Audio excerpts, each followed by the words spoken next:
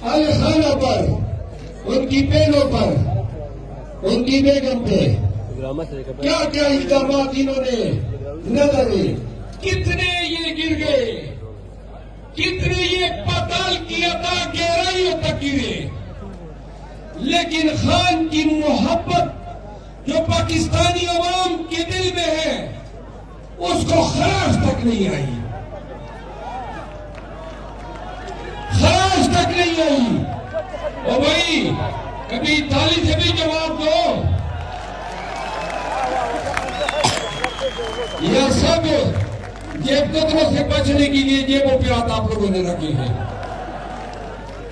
آج جیب کتروں سے بھی درخواست ہے، تھوڑا گزارا کریں، جلسہ کامیاب ہونے دیں، ذرا تالی بجائیں۔ آپ سمجھے کس چیز کی جنگ ہے؟ آپ کچہریوں میں جاتے ہیں، 20-20 سال تک دیوانی مقدمے بھگتتے ہیں، فوجداری مقدمے 4-5 سال سے لے کر 15-20 سال تک لیتے ہیں۔ یہ نظامی انصاف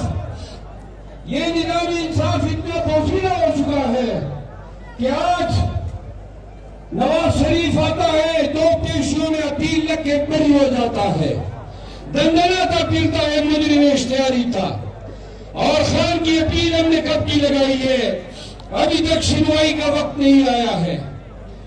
آپ بالیووڈ میں اپنی عدالتوں کو دیکھیں، کیا نظامی انصاف اب ملک میں رہ گیا ہے؟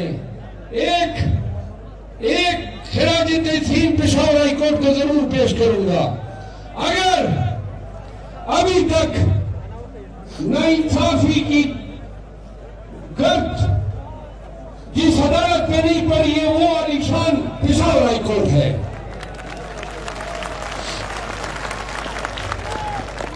بے شک دیگر ہائی کورٹس میں چند اچھے جج ہیں، بہترین جج ہیں، لیکن میں سیدھے ادارہ پشاور ہائی کورٹ زندہ باد۔